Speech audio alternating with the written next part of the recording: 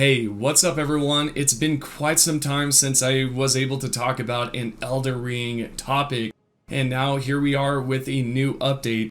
We are now officially on patch 1.1.0, so this is quite exciting.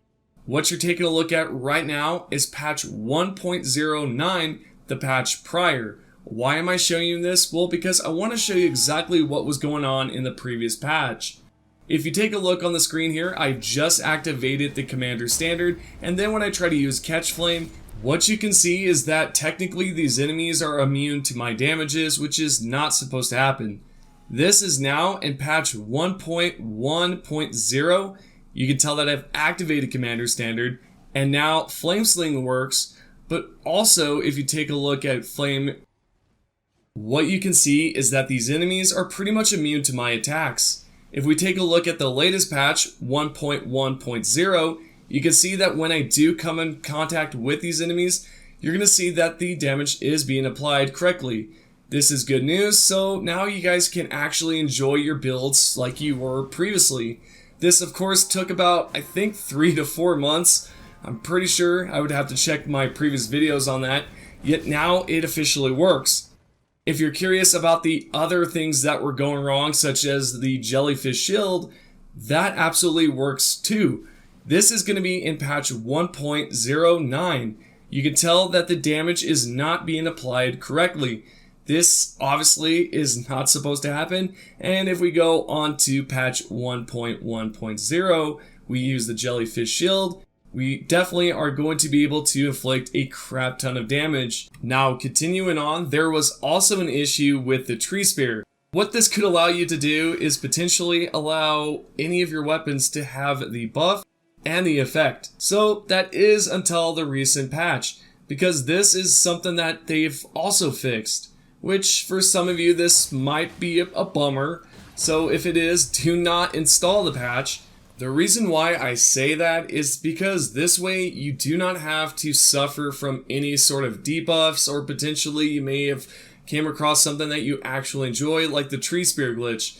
This way you can actually enjoy it to its full extent without any sort of limitations because of the recent patch. And speaking of the latest update, if you are curious whether or not they've made some adjustments towards Black Flame, then I'd hate to break the news to you, they have not made a single change. You're still left at the 5 to 6 second mark where it then goes away. Unfortunately, this is just something that they've yet to fix or even address. I'm sure it's probably not even an issue for them. It's just something that they probably don't feel like it needs a buff. Although a lot of us would love to see Black Flame receive a huge buff so that we can use this on our blades. And so before we get into the patch notes, I do want to mention that they've yet to fix any of the recent farming spots. So most likely a good portion of them, if not all of them, currently work.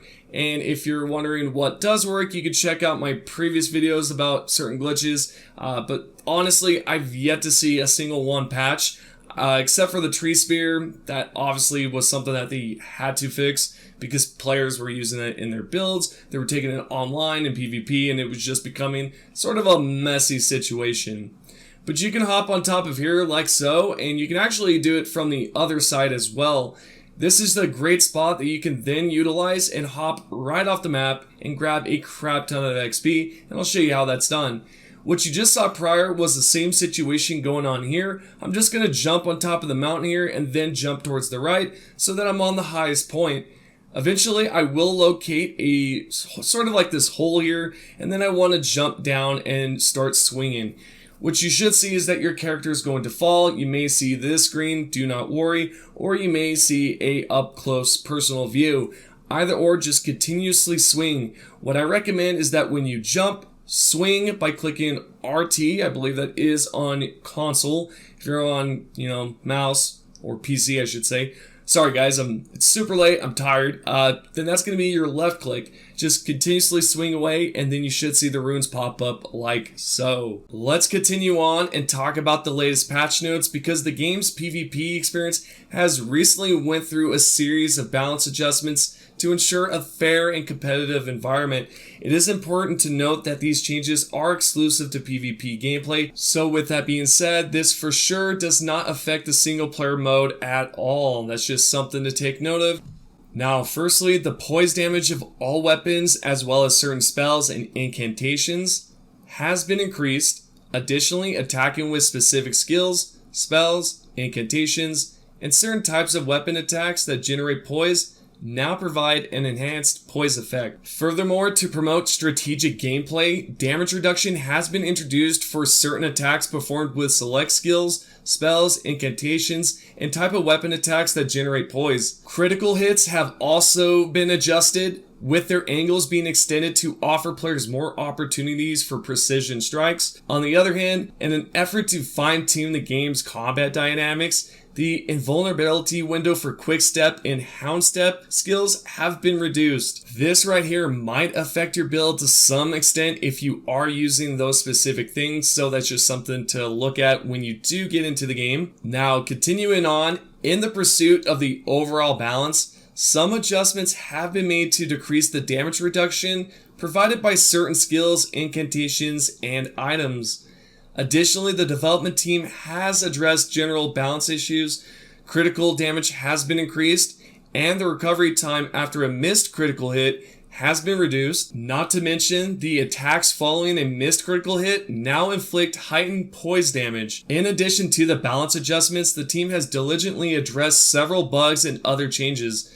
The player damage animation has been refined to prevent unintentional shifts in attack directions when being hit, while executing certain types of weapon attacks that generate poise. Furthermore, a bug has been rectified, which previously prevented some spells and incantations from causing damage, while certain skills and items were in effect. And for sure, I did show you guys a good portion of that stuff that has been fixed recently.